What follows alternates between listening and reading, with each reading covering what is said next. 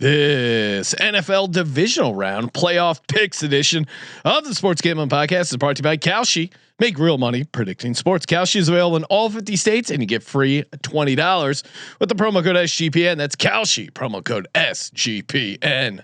What's up, guys? This is Carson Steele. You're listening to SGPN. Let it ride.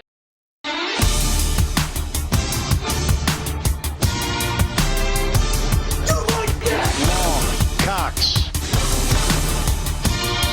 He's one of those guys who will get penetration. Over. It's a baby fucking wheel, man. San Diego Superchargers. Now go home and get your fucking shine box.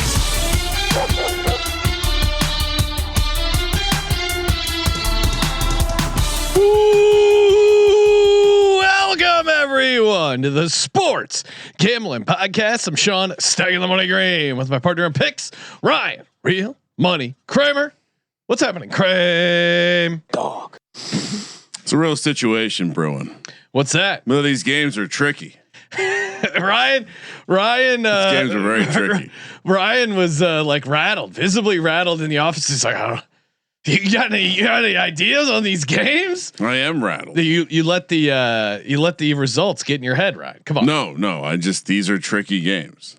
We are breaking down the divisional round playoffs. I see Cody in the chat fired up about his Pats. Welcome everyone. I see Jay Luca you played the Carson Steele drop, Ryan, which is pretty exciting. I don't know if you saw the Eagles signed Carson Steele to a futures contract. What is a futures contract? I honestly don't know. I didn't randomly play his drop. Yeah, no, it's essentially once your season's over, you can secure a bunch. It's essentially practice squad rights. Okay. Yeah, nice. Basically he'll be in camp. I like that. Bringing a guy like Carson Steele onto the roster. I'm excited. I do briefly have to address some of the just the outright slander that is being thrown by the shit that people are saying about Nick Sirianni is getting a little out of hand, right? Oh, so we're not. And I got to step in. Okay, so we're gonna just take a quick second to talk about one of the not 8 teams playing. Yeah, okay. We got plenty of time to break down all the games, pick every NFL game against the spread. You have told me that we should focus on the playoff teams. We should. Okay. And they just got eliminated last week. That's why it's relevant. And the only reason I'm talking about it is because I'm trying to hear insights from these experts and analysts, and all they're doing is going out of their way to just shit and defame Nick Sirianni. Is Nick Sirianni a perfect head coach? No. Does Nick Sirianni call his own plays? No. Have the Eagles been wildly successful with Nick Sirianni as their head coach? Yes. I keep. Shouldn't there be an asterisk there? While coaching an insanely good roster put together by Howie Roseman. Isn't that asterisk? Yes, okay. that is that. No, it's not. It's not a fucking asterisk. Well, for coaching, you have a good roster, so it's easier to coach. Yeah, did they say that about? Did they say that about George Seifert? It's like, oh, he's got an incredible roster. Did they shit on Joe Montana for having Roger Craig, Jerry Rice, Jonathan Taylor? No, of course not. Look at those. Jerry Rice could throw over the middle, though. What the fuck are you talking about? No, or, Joe Montana could throw over the middle. I mean, here's the thing.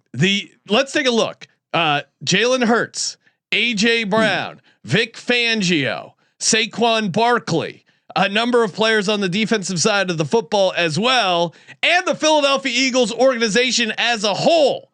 They have seen their greatest success in football with Nick Sirianni as their head coach. And I refuse to believe that it's just this random ass coincidence where he's a complete buffoon who accidentally has the second most wins in NFL history in a 5-year span.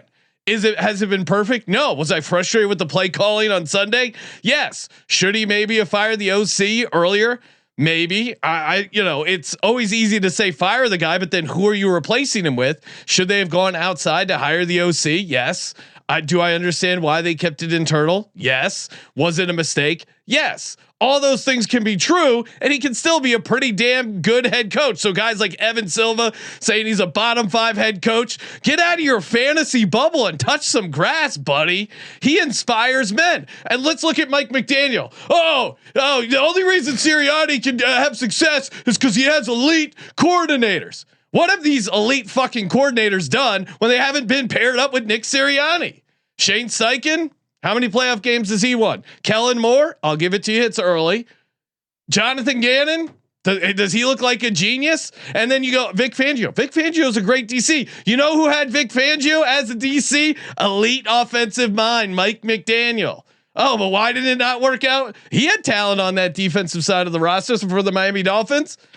So there's it, and yes, Howie Roseman's been a good GM. He's been here a long time in Philadelphia. This is his best 5-year run by a wide fucking margin. They've made the playoffs every year. They've won back-to-back NFC East titles. In 5 years, they made 2 Super Bowl runs, and they won one, and they played their ass off in that loss. Am I happy with how the season ended? No. Is there need to improvement? Should guys be held accountable? 100%. AJ Brown dropped some balls. Jalen Hurts didn't play his best football.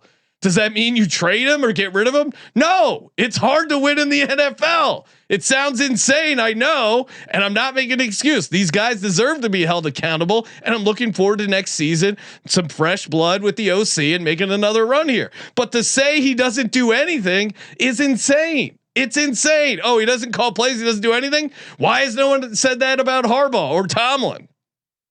I get it. He's annoying. And if you don't like him, that's fine. But don't say stuff like, oh, well, Kevin Stefanski could come in here and they would win 3 Super Bowls. What the fuck are you talking about? Who has Kevin Stefanski elevated? Who? Look at that Cleveland Browns roster. Who of these motherfuckers are better because of Kevin Stefanski, Ryan? Who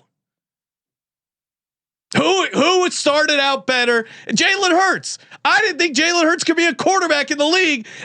And as luck would have it, he's had Nick Sirianni as head coach, and he turned into a Super Bowl MVP. He made a run at regular season MVP. Is he a complete fixed project? No. Does he still need to work on shit? Of course.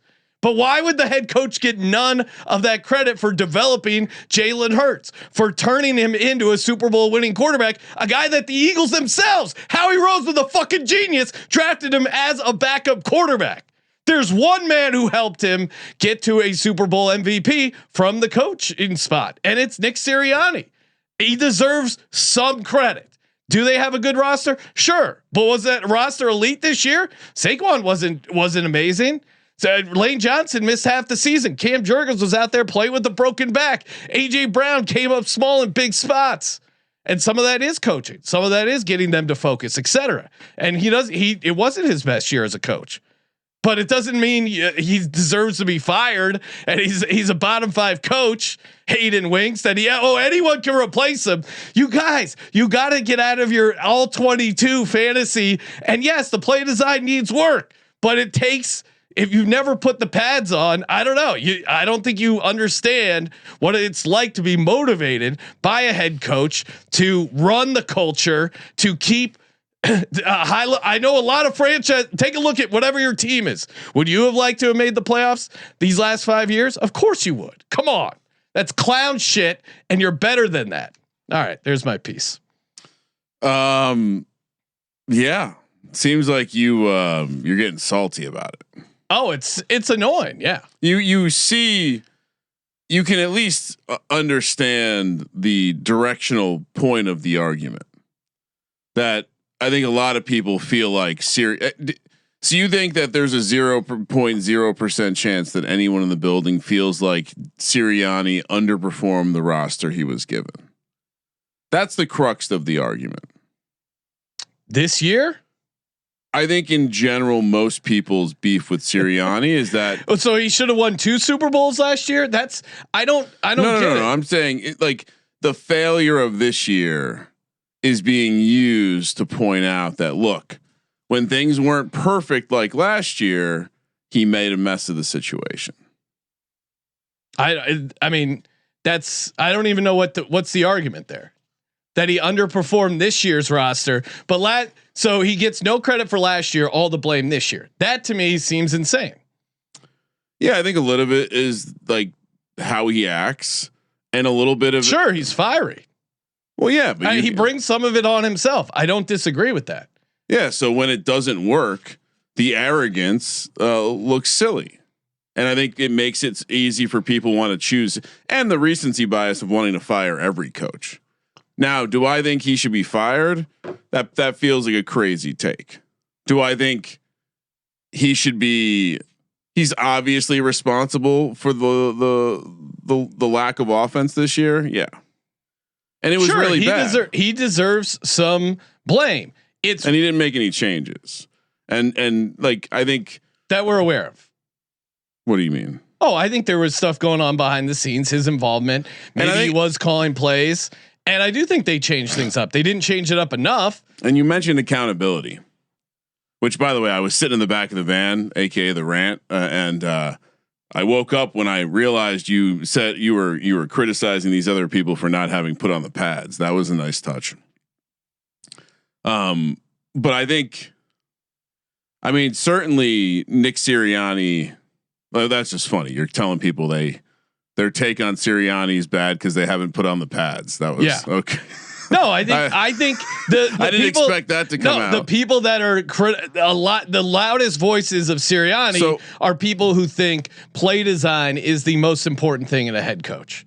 And those are generally fantasy football people who are nerds and didn't play football. Yeah, and I agree. It's not the most important thing in a head coach, but understanding when you're doing it wrong. Now, like you said, this could be a behind the scenes thing because the changes that were made were meant to help Jalen Hurts, whatever. But I certainly think Sirianni takes the blame. So what do you think going into next year then? Is he on a hot seat? He's obviously in some sort He's on a hot seat every single year. So what do you mean? Of course he's on the hot seat. You're the head coach of the Eagles. Then what? Yeah. You're on the hot seat every year. So then why are you so upset about people's critique of him? Because I think it's asinine. Okay. Yeah, I think to say he has no merit as a head coach, that he's a bottom 5 head coach, that anyone could have his success, I think is a truly moronic and aggravating take. Yeah, we obviously can't sort it out either. So, what? Sure, we can.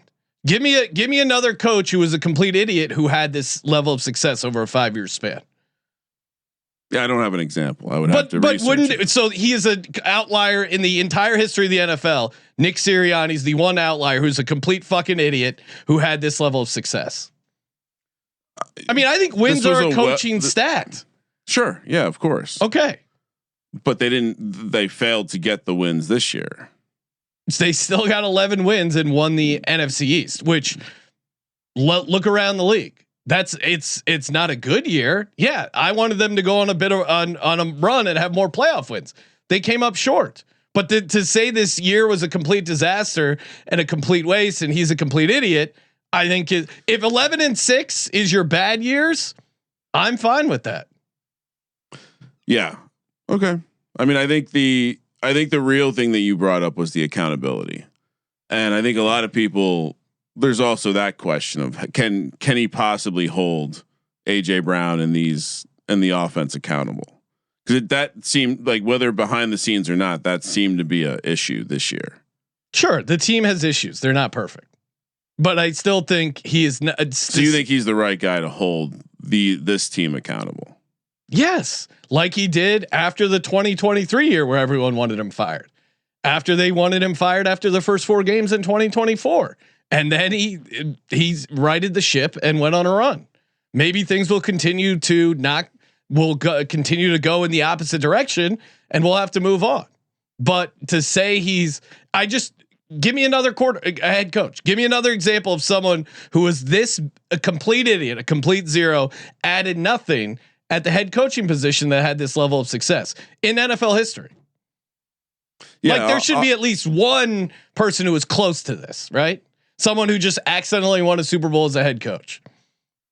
I think we can. I think you can probably find a head coach that was benefited by circumstances. Sure, but who? Yeah, like I said, I'm sure I could find an example.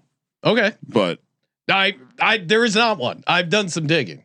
You're saying he can't be criticized for anything this year because of what he's done in the past. 100% disagree. Okay. I started my rant by saying it's fair to be critical of him and of this year. Okay. That's different than saying he's a bottom 5 coach who has no business being a head coach in the league.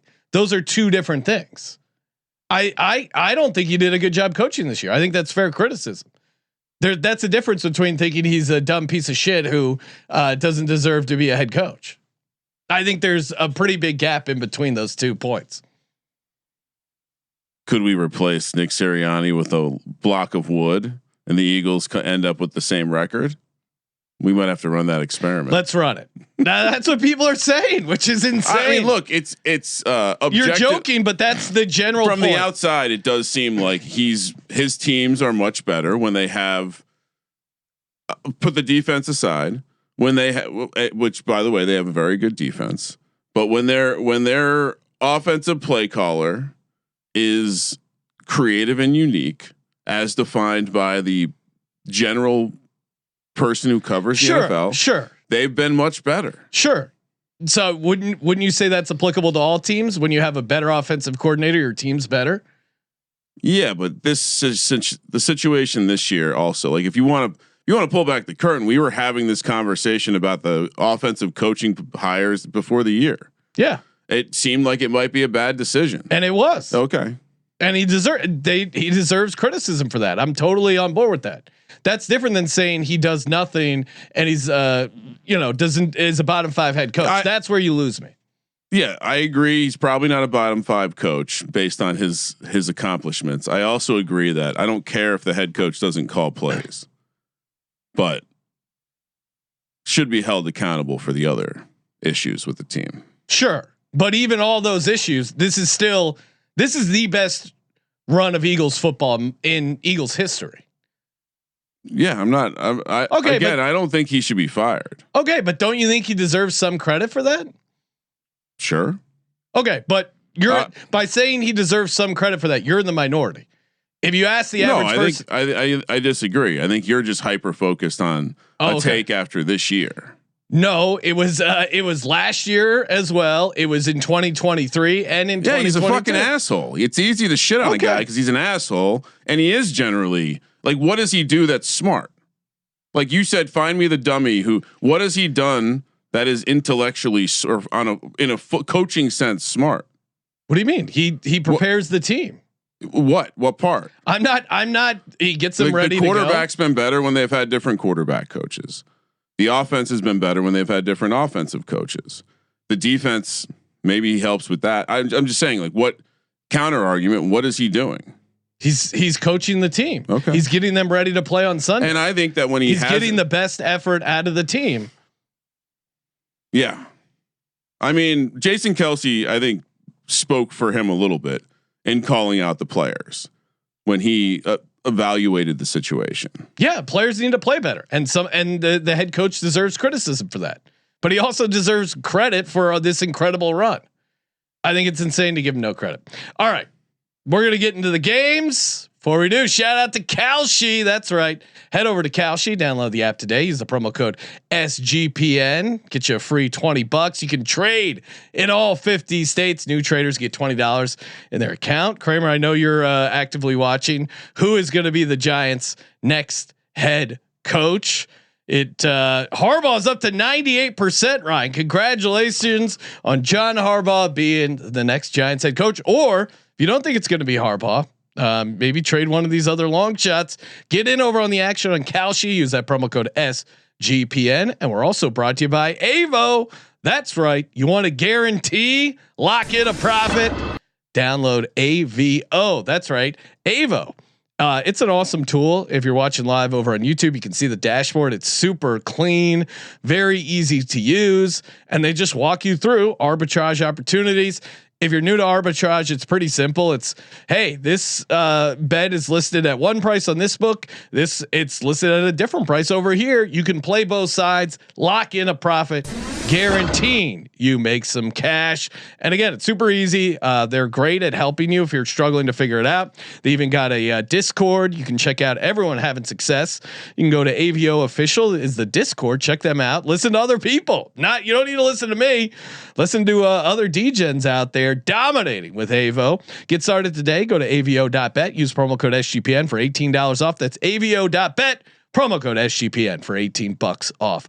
Kramer, let's get into the games. Well, we have to get it. Your rant went so long. You blew some inside info I was going to blow on the. Oh, what's your inside info? Well, a guy that I follow via the Giants community posted about an hour ago. Little birdie update. The Harbaugh left the facility, true, but didn't go back to Baltimore. He's currently at dinner with two two-time Super Bowl winners. You can only assume who that might be. Eli and someone. Now, what just broke minutes ago while you were ranting? John Harbaugh hired as the next coach of the New York Football Giants. Really? It's official. It's official. Wow. Congrats, Ryan. So guess who got it wrong again? Ian Rappaport flying back to Baltimore to meet with the Tennessee people at his house. Can't trust these guys. That's why all of a sudden you don't think it matters if you call your plays. What do you mean? Well, Harbaugh never called plays. No, 100%. What you just ranted on. Yes. Was completely in conflict to things that you've been saying about Brian Dable and the defense this year. What do you mean? In terms of the coach being held accountable. Oh, I think I've never had a take that the entire time we've been talking about football since 2011. I've never had the take that a head coach needs to call plays. I was joking. No, I know. Joke. Oh, okay, but you weren't joking. No, I was. Okay. Harbaugh's a guy like Sirianni who doesn't call plays. Sure. Okay. Are you excited for Harbaugh to be your head coach? Obviously.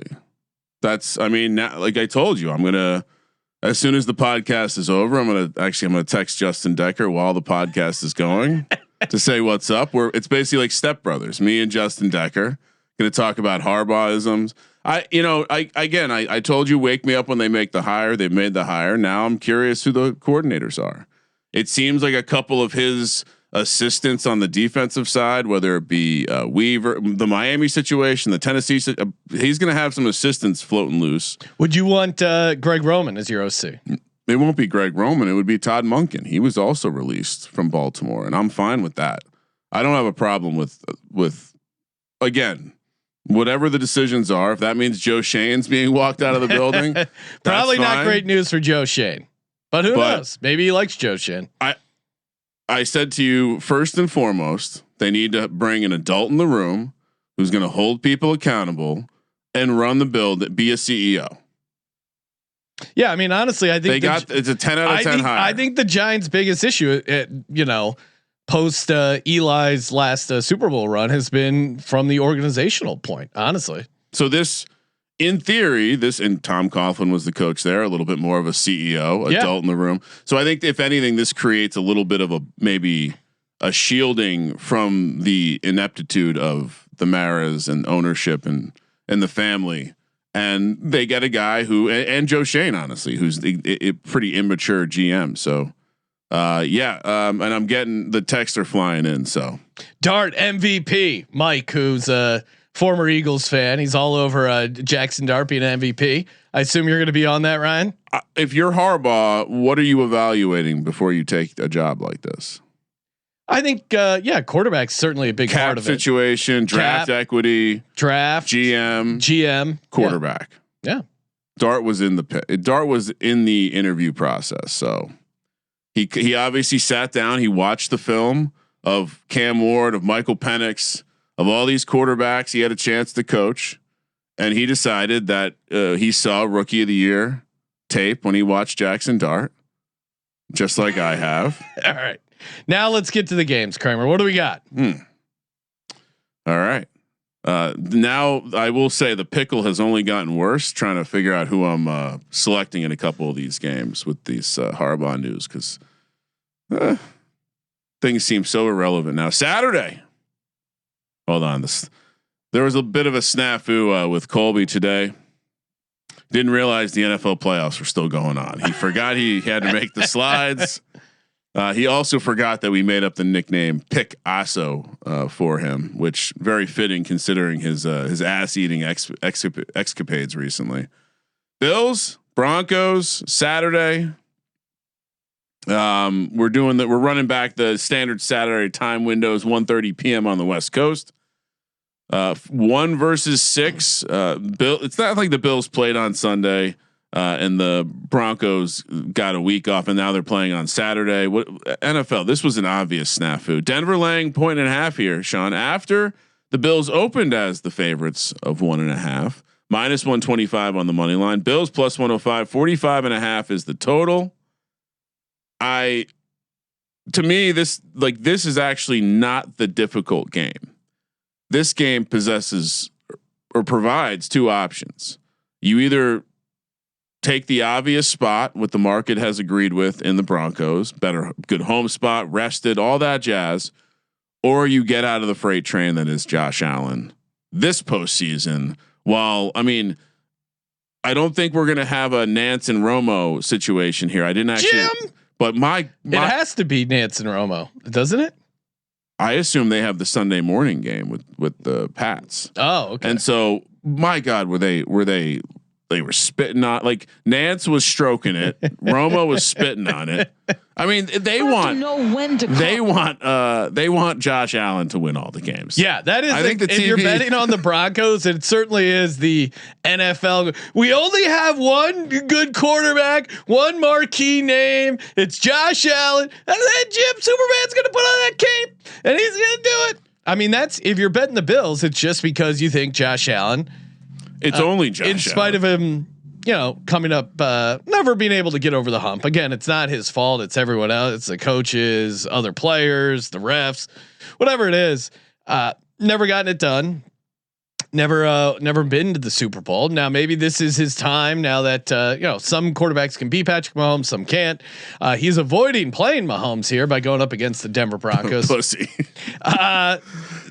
He's avoiding a lot of guys this postseason. Yeah. To me, this is tough because certainly the Bills do have the better quarterback in Josh Allen, and that can be a great equalizer there. But I don't think, I don't think the Jags played their best game. Trevor Lawrence, 2 interceptions there, 1 to end the game. Now, certainly Sean McDermott is good at confusing young quarterbacks. He certainly just destroyed Bo Nix in the last playoff game, but a lot has changed since then. 1, obviously this game is at home in Denver, not in Buffalo. 2, you mentioned it, the rest advantage. It's pretty big. Like, how do they mess this up? Well, I don't. Is it purely because they had to create the Monday night wild card game, and by putting Houston and Pittsburgh there, you're guaranteeing that Houston would have to play on Sunday because it would be even more unfair to put them on Saturday after a Monday game? It just seems odd to me. Because in a regular season sense, we would say this is a smash spot. It's not quite Thursday off a bye kind of business, or off a Monday off a bye. No, but we remember all these crazy situation spots, and you're throwing on top of elevation, and this Buffalo Bills team is incredibly banged up. Gabe Davis done for the season. Tyler Shaver's done for the season, which normally wouldn't matter, but who are the Buffalo Bills throwing to? Even Dalton Kincaid, Ryan, is in a walking boot. So I have to read this to you. As I shared with you a little bit in the office before the show, but as I've shared with the audience, I've been dabbling with a little bit of AI assistance collecting injury information for me, and it's been a real journey. It started off being not very good, but for the Bills this week, it always gives me a little synopsis of what the injury report looks like. For the Bills, it says war zone, 14 on the report. Reminds me of when they were feeding people to the pit. It made a pit reference. AI smart. But anyway, this seems, and this is why I told you this is the game that didn't exactly have me in a pickle. But as we're talking it out, I think all the pieces are slotting into place. I could be seeing the board really well right now. And maybe Brandon Cooks has a career game. To me, the interesting nugget, and there's a bunch of trends, one of which is, Broncos being underdogs when they were opened as underdogs and now they're favorites.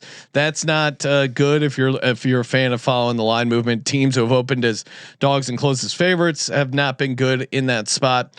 To me, the thing that in the spot in general or in the postseason? In the postseason. It just happened to the Bills and the Jags. I mean, if you remember, the same movement occurred, right? The Bills opened as dogs and closed as favorites. It was the other way around. Yeah. Yeah. I don't know. No, I'm saying so in this, it's the same way it's happening. Oh here. yeah. So Jags opened as dogs yeah.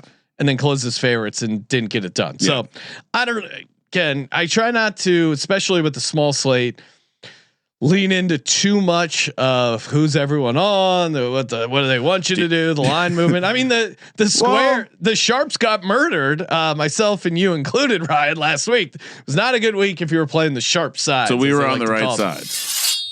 No, I don't think we were.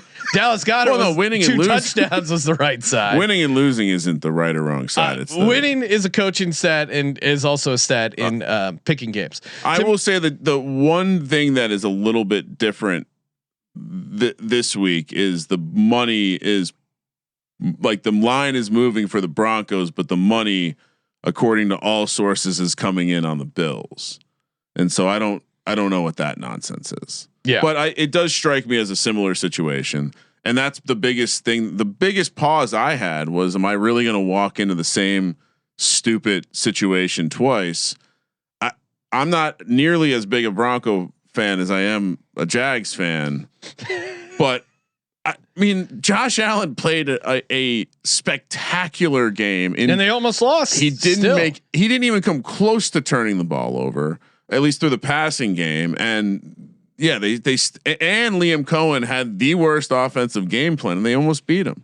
Yeah, and you know what, Bronc? Yeah, you're right. You're right. No, I haven't even given my pick. I got some more thoughts. You're on the Broncos. With Sean Payton coaches a playoff game on extended prep rest time, teams are 4-0 straight up. Now, not as good ATS because in some of those spots they were big favorites. Here, 1.5. Again, when I'm actually putting this down, I'm going to be on. At Circa, I'll definitely be playing whatever the money line is Friday night there, because the Broncos edging out the Bills 17-16, 21-20. I could totally see.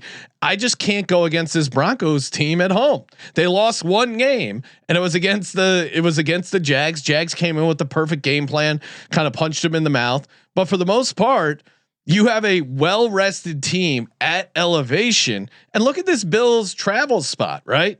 You travel all the way down to Jacksonville, very physical game. Josh took a ton of hits, Ryan. And again, I know I'm driving our Bills site manager Adam in the chat crazy. No. Tongue in cheek with Josh Allen. Josh Allen's the man, but he took a ton of shots in that game, and now he's got to go back to Buffalo, then back out to Denver and win another road playoff game on short rest. He's Superman though. He's been good at these spots in short weeks, etc. And the Bills, to their credit, and something I overlooked when they were playing the Jags, they have been good ATS against teams that are above 500. They've played up to the competition. Honestly, where they've struggled is when they've, like your Atlanta Falcons on the road, like teams that they could. Houston Texans, I guess, is certainly a better team on the road, but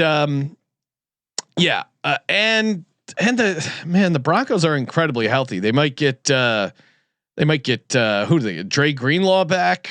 This is just really a brutal situation spot here for the Buffalo Bills. And I think the Broncos are going to be able to, this is a nice revenge game for the Broncos. Bo Nix, it's not his first playoff start. He's at home. I think that's a formula for him to have success. I think he's going to stay tuned to the prop show. We mentioned it, I think earlier, Ryan, when we did our divisional round FFPC draft.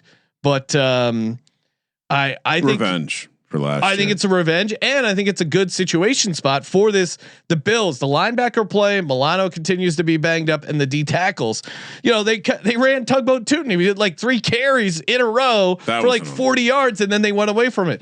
I don't think Sean Payton is going to get away from that. And Ryan, we've talked about this all year. Bo Nix, when Sean Payton gives him the A game plan, he does well. And I think this is an A game plan. Give me the Denver Broncos laying the 1.5. Although officially I will just be playing the money line because I have respect and admiration for the Buffalo Bills. Give me the Broncos at home laying the 1.5. Me too. You mentioned you can see RJ Harvey having some runs. His rushing yards total is at 54.5. That's something very interesting to me as well. And yeah, I mean, we didn't talk a ton about it, but do you remember the Sean Payton opening drive last time? Troy Franklin deep shot. Yeah, they went up 7-0 and then got their ass beat. I don't know if this Bills team is on the same level. Well, and just I mean, like the pass catchers for Josh Allen. I'm busting his chops here, but you have a banged up Dalton Kincaid. Shakir is going to be your one. I mean, if you're the Broncos, don't you just put Surtain on Shakir and like, all right, who are you going to throw to? We're going to load the box, and certainly Josh Allen could do it with his legs, but he's dealing with a knee injury, a finger injury, and an ankle injury.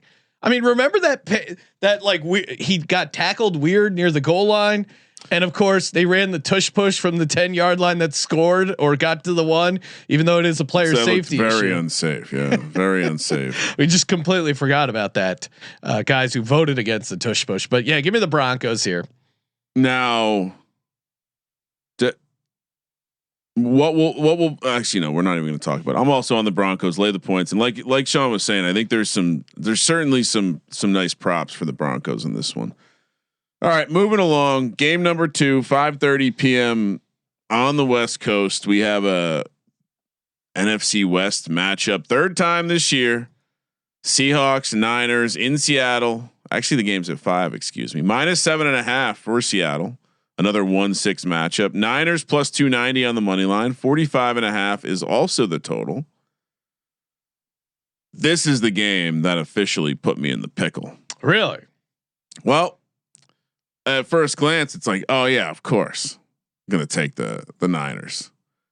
A little revenge from that game a couple weeks ago. Kyle Shanahan calling a masterful game against the Eagles defense. And then the more that I thought about it, it's like, well, they also kind of dumped the Gatorade. They also lost George Kittle, which my AI assistant thinks is worth 2 to 2.5 points on the spread, which feels a little crazy. And if the San Francisco defense, which is even leakier than the last time they faced, I know the Fred Warner might be out there as like a token player. I don't know if you heard Trent Williams talk about it. He's like, he doesn't really need to play. He just needs to be in uniform to help the troops out. So I don't really expect Fred Warner to make an impact on this game, honestly. And with the way that San Francisco has been getting beat, I kind of have slowly been buying myself into the idea that, well, I know what the market's telling me with 7.5. It's saying that this number is going to go up before it comes down. And so far, what have we seen? Well, there's no San Francisco support. Otherwise, this would be 7. So I say all of that to say, what do you like, Sean? Well, Ryan, let's look at the Seattle Seahawks in games where they covered this number 7.5, and that to me is they won in overtime in an insane game, 38-37 versus the Rams. Didn't cover the 7.5. Okay. They did win and cover against Max Brosmer, 26-0. That counts. Yeah, counts. But not a great game. That counts. Not a great game from old Sammy D there. 44-22 against the Cardinals. Now 27-19 against the Texans, but that they tried to give the Texans that game. Right, yep. If you remember that, they lost. They lost to the Bucks 35-38. They beat the Saints again. That was when Saints had Rattler. And then they lost to the 49ers week 1 when the 49ers were able to get some pressure and able to turn Sam Darnold over. Now, to me, this, again, obviously I was never going to play the 49ers. I am biased towards my Eagles, but that's when you should be playing the 49ers is when they're a dog. And we see this all the time. The 49ers, if they make the playoffs, they make it to the conference championship game. And I think this could be another one of those, especially with the 7.5 points. You look at Sam Darnold. Ryan, league worst 20 turnovers this season. With 20 turnovers, I feel like you're framing data right now. How so? You're only focusing on the bad. No, say league worst 20 turnovers. The only player in at least the last 35 years to lead the NFL in turnovers and win the Super Bowl was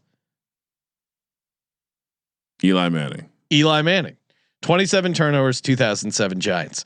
And as much as I think this Seahawks defense is really good, they're going to come to play. They do have a good home environment.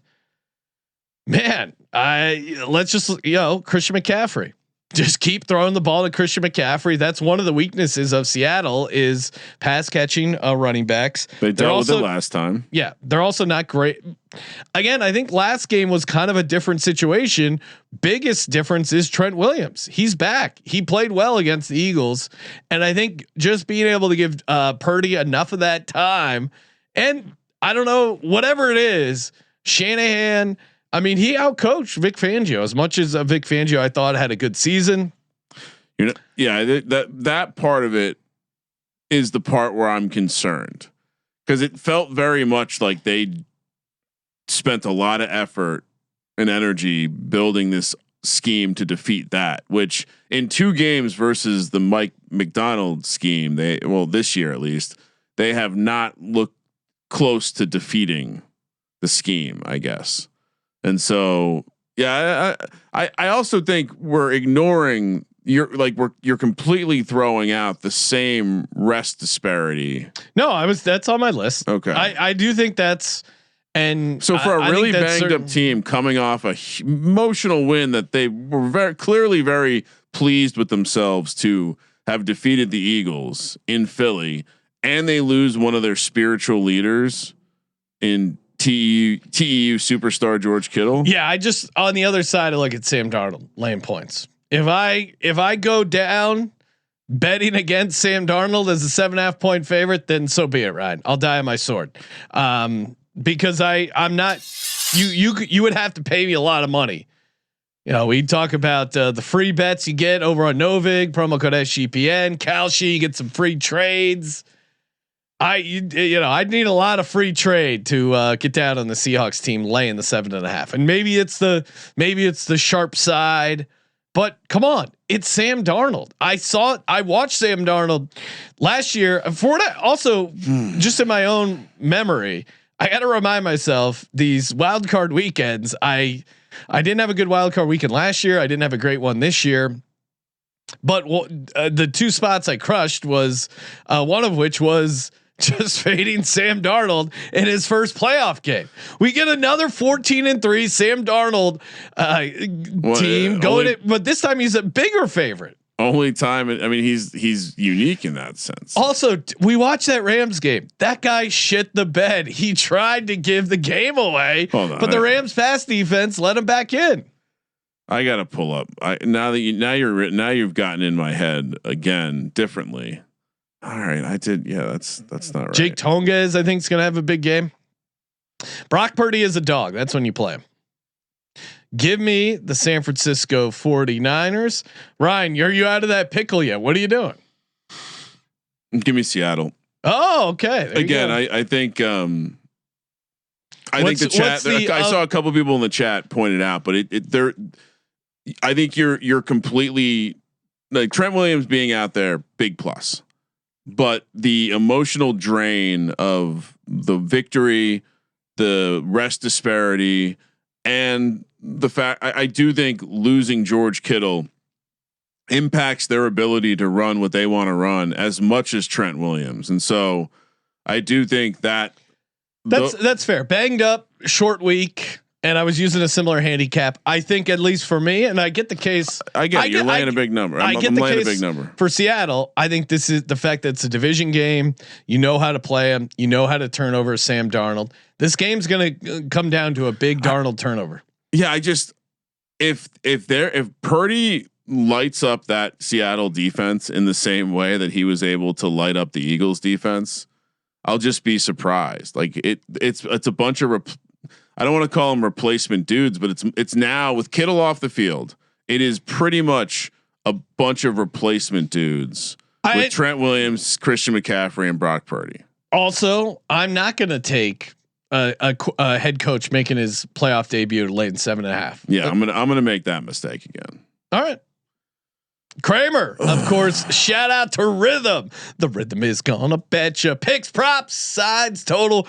Rhythm has it all, including the parlay optimizer. Love me. I mean, parlays are fun, but let's be honest. You can't just be throwing shit on the wall. This is where Rhythm comes in. They help you. And make sure we talk to our graphic guy, Jake. We may need to update this. We do have Josh Allen on the Rhythm graphic. So I don't know. We might have to update this next week, Ryan. Should we just get Harbaugh on there? Both Harbaughs? Just play it safe. The parlay optimizer is a great addition to the Rhythm toolkit. Again, if you're not using Rhythm, you're missing out.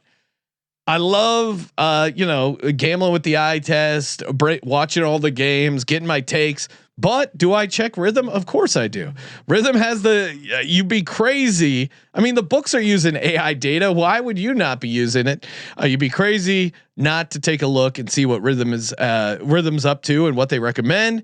And in addition, you can build your own models to Rhythm. It's not crazy. It's not complicated. You can impress your friends. Hey, look, I built a model. You sound super impressive. Here's some.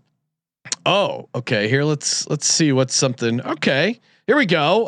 For the Pats game, Rhythm likes Woody Marks under 15.5 rush attempts. That's plus 106. Rhythm has him only getting 10.2 rush attempts. So nice find there by Rhythm again. You can go premium with Rhythm. Use that promo code SGPN 25. Get you 25% off. Download the Rhythm app today. That's RITHMM. Kramer, we're also brought to you by Underdog. Of course, use that promo code SGPN. Win up to 5,000 extra money. Play $5, get $75 in bonus funds. They're great with the boosts, the pick'ems. Of course, we love the good old pick'ems. Kramer, let's put together a little pick'em. We hit our one last week for the wild card round. Let's run it back. Purdy pick. Purdy interception. It's a no for me, dog. I think both quarterbacks might throw a pick in that game. Okay. Well, you want Sam Darnold then? No, I'm not playing your fucking game. No. RJ Harvey. I'm gonna be probably giving out the rushing yards on the prop show. Okay. I like Harvey. We can throw Harvey in there. RJ Harvey, higher 53.5 rushing yards. So low. Very low. Do we like? Honestly, I know we shouldn't do this, but the 12.5 first quarter rushing yards for Harvey. Don't you see Peyton just running the ball in that but you never know. Like I don't like playing the first quarter because it just adds a randomness. Chat, mark that one down. Let me know. No, I'd rather play the full game. All right, let's do it. Because it's low. Yeah, I like them all. Who knows? Like if they don't start with the ball, you're already kind of behind the 8 ball. You get 1 3 and out, and then Bill's going on a long drive early. Can totally see that. 3.66x if we want to go to 99.5. We'll just do 53. Okay. Kramer, can I talk you into any Jake Tonges? Sure. Yeah. What would you rather play, the receptions or the receiving yards? I think he also gets into the end zone. These numbers are crazy.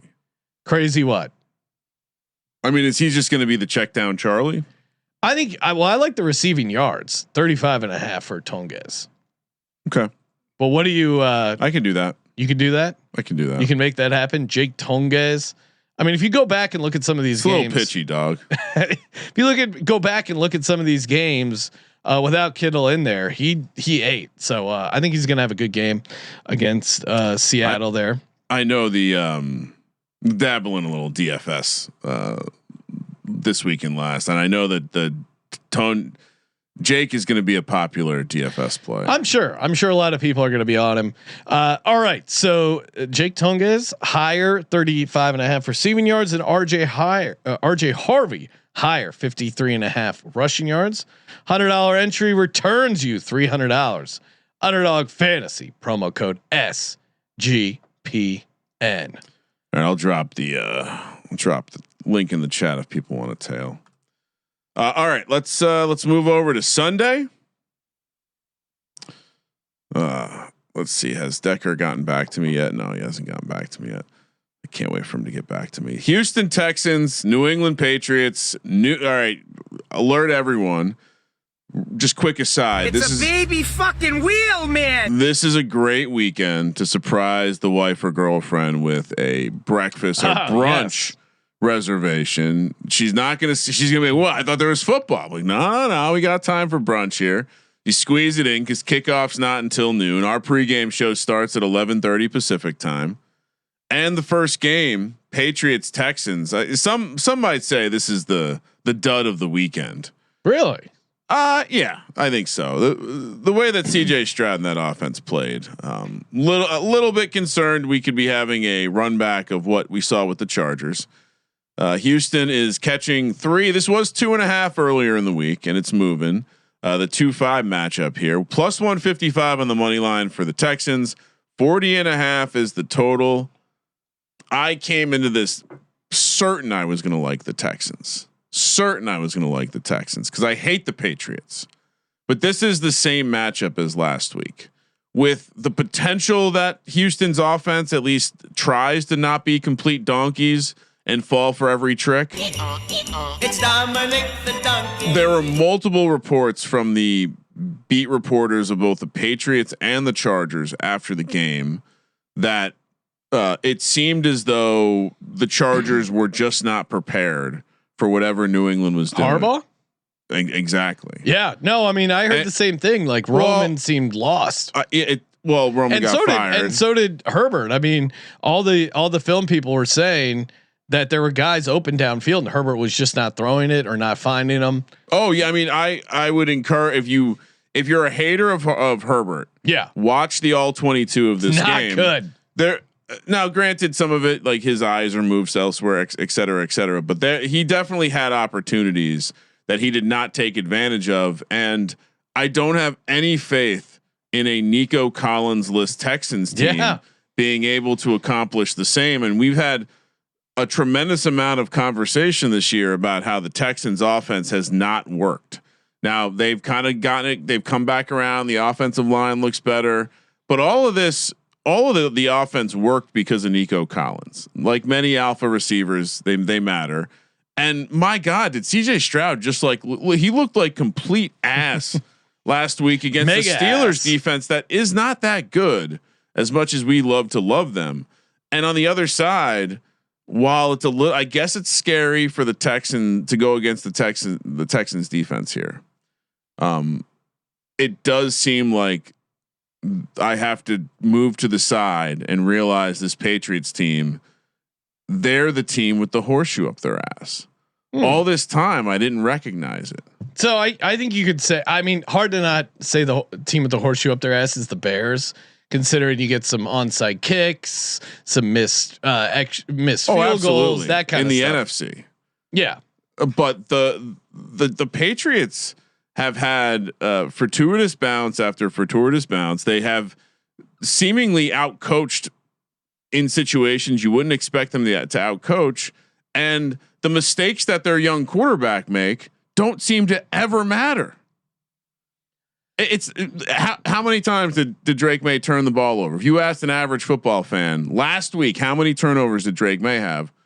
They might not be able to tell you. Did he play a great game? Well, yeah, the good was really good, but the bad. I mean, he had a nice throw to Hunter Henry, but to your point, Ryan, he's to me, he's not quite young Josh Allen, but he has moments of young Josh Allen, and I think that's the area where maybe you can credit the team for just being really good or being really well coached, but you know what it reminds me a little bit of? It reminds me of the Kingsbury Jaden Daniels offense from last year, because the Pats. At times it looks unstoppable, and you're like, my God, this kid has it. He has all of it, and Jaden Daniels was a lot more cerebral appearance wise than Drake May, and there's just times where, like, unlike Jaden Daniels, Drake May just makes a completely boneheaded play, and those plays have not come back to bite them in the ass at all because everything else is working well. And so, the offense to me a little bit worrisome, because at some point I know it's going to come crashing down. I just don't know if and they're missing their offensive line isn't 100%. Yeah. I mean, both both the right tackle and then the backup right tackle DNP for the Pats. That's something that jumps out. But as you mentioned, they've been scheming shit up all season. Yeah, Nico Collins out. That's huge for the Texans offense. They don't seem to trust these, Noel and Higgins, who have been good. They don't seem to really quite trust them yet. And in the playoffs here on the road, Christian Gonzalez was in the concussion protocol, but he's practicing. AKA, I think Christian Gonzalez is going to be playing. Now, if you're worried about like everyone being on one side, I do think the public probably on the Pats, but it's hard to disagree. Like this is a Pats spot for sure. The Texans played like the perfect game defensively. They got away with the fact that, I mean, both teams, you can make a case, the Texans and the Pats got away with crazy sloppy turnovers by their quarterback.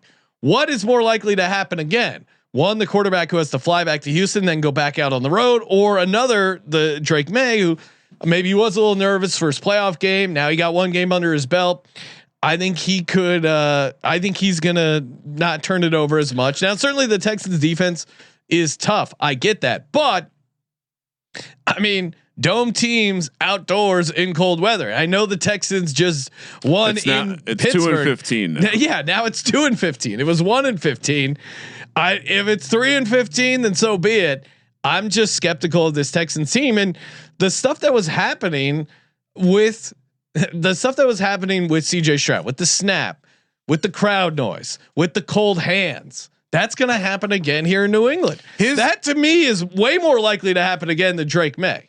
Now, some of it was the Texans D line getting to Drake May, which certainly is a bit of a concern here. Well, that's the concern. He holds on to the ball. Now, I do think that Josh McDaniels has the game plans have been great. You want to, juxtaposition to Nick Sirianni in Philly, but Mike Vrabel is being very much propped up by the fact that Josh McDaniels, and I haven't heard his name as a head coaching candidate. I know he's one of those guys, crazy to me, but he is, and he missed maybe his chance. Well, maybe because you could argue he's been the best assistant this year. That offense has been prepared for almost every game, sans that Raiders game. Maybe McDaniels was given the Davis family a little gift there since they're still paying him. I'm on the Patriots. It feels gross. Laying 3 with the Patriots. Now maybe it comes down to a late Fairbairn field goal, but give me the Pats. Dear God, don't laying the 3. I can't be. Imagine having a root against the Fairbairn. Well, he didn't. He only got one last game, Ryan, and it was again. Well, the defense scored 2 touchands. I kind of 2 defensive and I tweeted it out, but it did seem like CJ Stroud had the under on Fairbairn field goals because a lot of the turnovers were just insane. You can't trust, and he doesn't even have small hands. I'm looking right here, 10-inch hands. Those are good sized hands. Wow, yeah. Ryan, you're getting pretty excited. No, I like to keep track of quarterback hand size. And Ryan, I don't know. Does this factor into your handicap? True or false? The Texans have never won a divisional playoff game in their entire history. They have never made it to a conference championship. Does that factor into your handicap at all? Should it? Well, they're a younger franchise. In fairness, relatively, yeah. Yeah.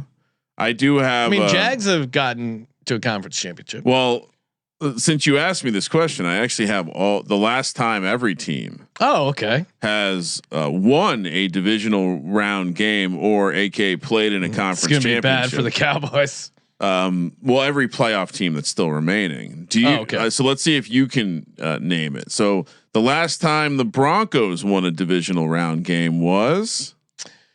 It was. Let's see. Well, it was the last time they won the Super Bowl. It was the Peyton year. Yeah. What was that? 2016. 16. And they ended up playing the Patriots in the conference championship, and they won. And they won. Okay, I thought that was the divisional. That was the one they beat them in. That was 2016 was the last year Peyton won when they won that. Yep. They beat the Panthers. Okay. Yeah. Yeah. And then there was the following year where he got retired by the Seahawks, right? No, that was the year before. Oh, that was the year before. Yeah. Oh, so was that this year? Or this was because the Panthers, Newton went 15-1 in 2015. This is the same year. Yeah. Yeah. So they won. They win this Super Bowl. Yeah. They won that Super Bowl, and his arm was completely cooked. Then the defense carried him. You'll never hear that. They won't bring that up in his Hall of Fame speech. Seahawks. Last time they won a divisional round game. Yeah, it would have to be that that year they made it to the Super Bowl. Yeah, 2014. Yeah. So Bears. Oh, this is going. It's where they played the Packers in the conference championship that Cutler year, the exercise bike. Yep. I know it by visuals, not by actual years. What year was that?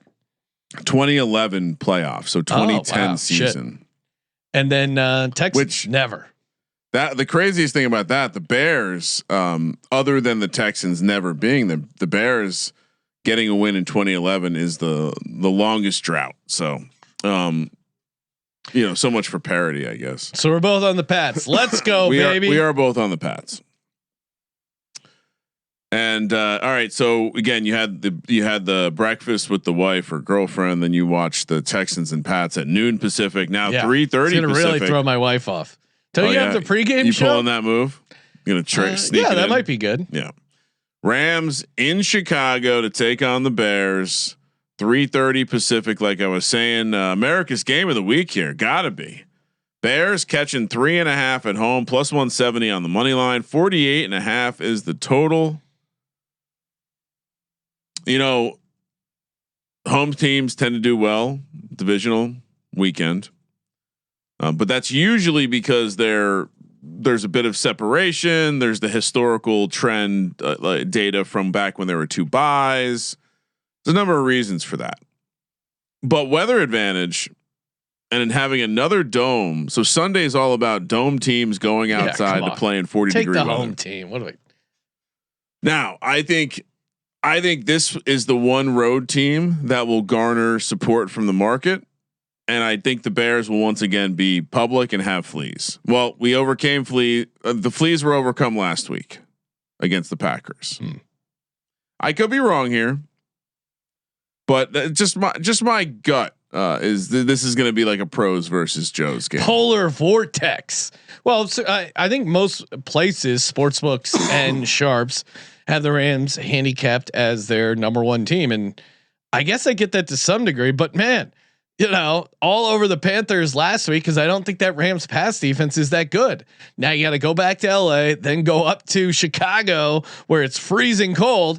Again, look at what prevented the Rams from blowing out the Panthers. It was miscues on the offensive side of the ball. Drops. The run game not being all that great. Yeah, but Devontae Adams had big drops. Stafford had some bad reads there. In the red zone. Miss Puka never drops anything. Devontae Adams never drops anything. And I just can't imagine you go back, you go home. Stafford, he's a little dome baby. He doesn't want to be outside. Last 10 games for Matt Stafford, outdoors in the rain or snow, 1-9, 16 touchdowns, 11 interceptions. Rams last 10 games in Chicago, 2-8, minus 109 point differential. It's supposed to be 20 degrees, 18-mile-per-hour wind. And Ryan, you want to talk about good head coaches?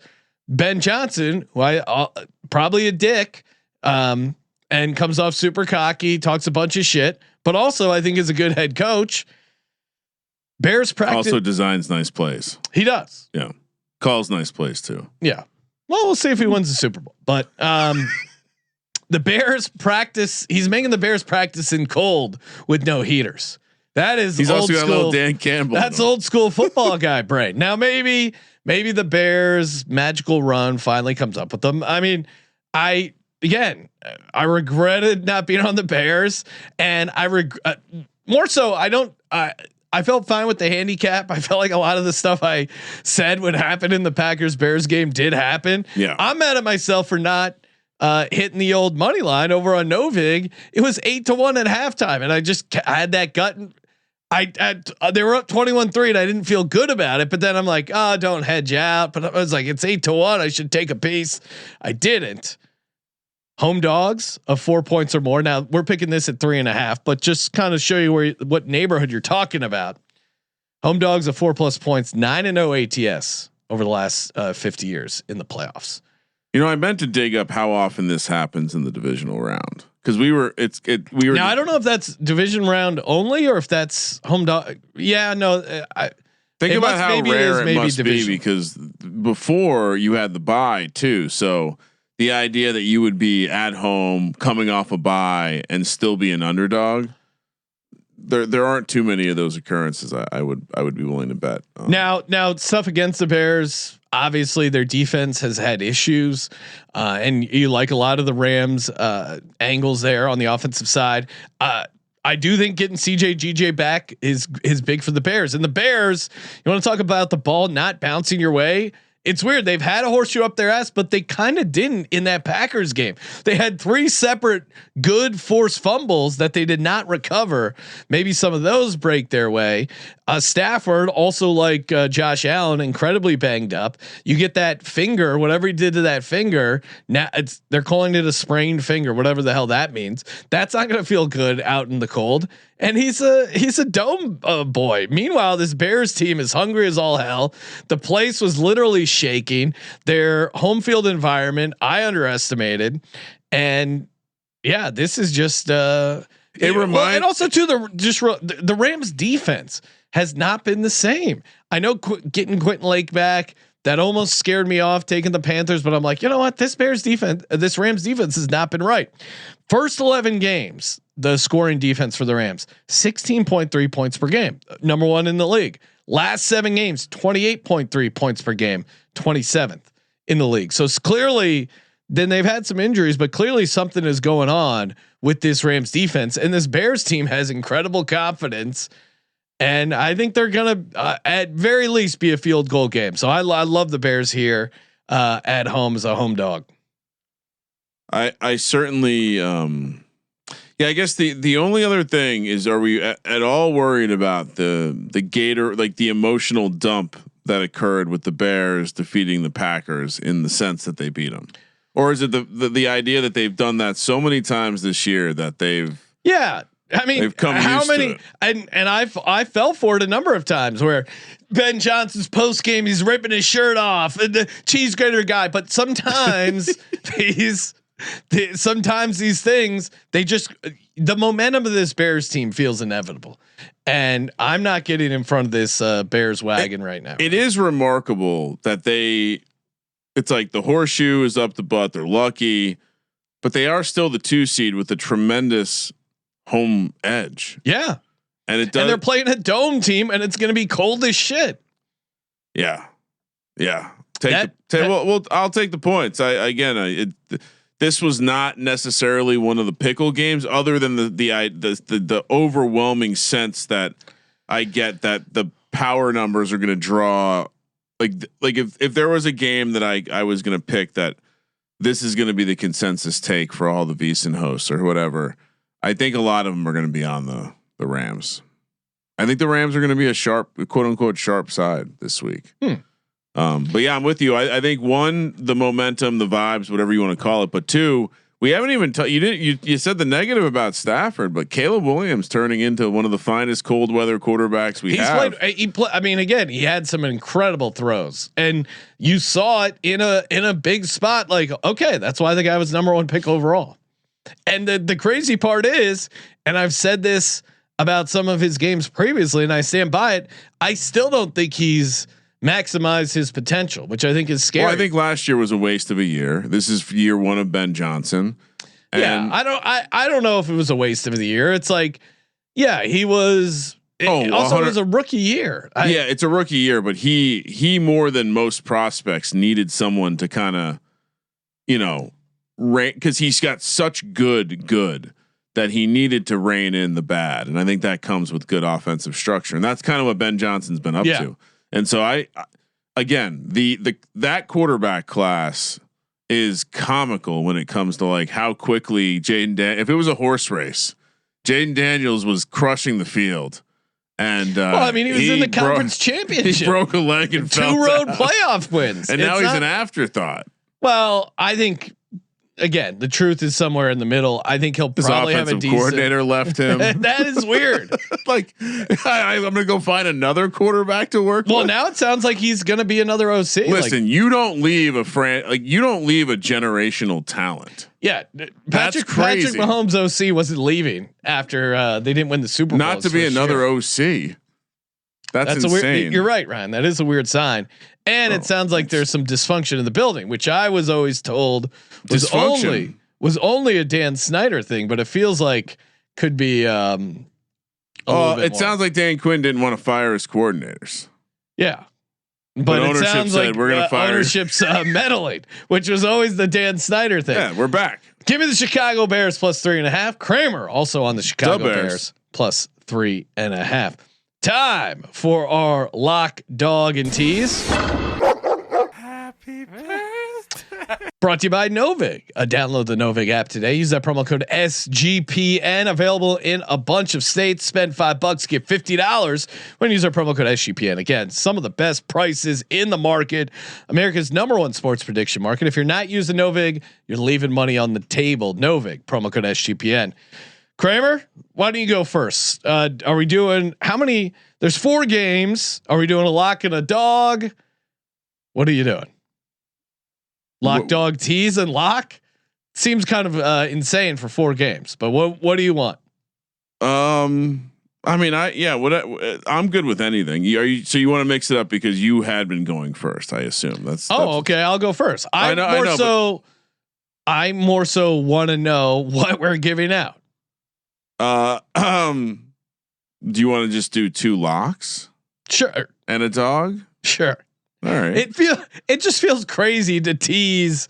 You don't want to tease. This is all about you trying to kill the teaser. No, if you want to give 2 locks and a dog, I'm just worried my lock and my dog might be the same thing. That's fine. There's 4 games. Yeah. Okay. Yeah.